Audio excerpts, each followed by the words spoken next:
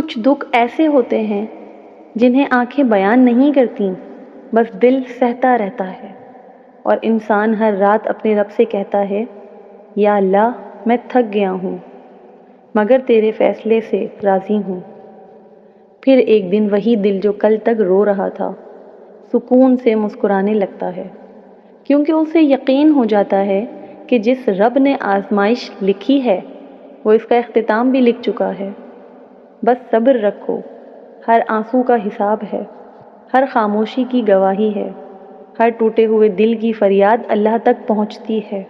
اور یاد رکھو، صبر کا مطلب یہ نہیں کہ درد ختم ہو گیا، صبر کا مطلب ہے درد کے باوجود اللہ پر یقین باقی ہے۔ کبھی کبھی اللہ دیر کرتا ہے مگر اندھیر نہیں کرتا۔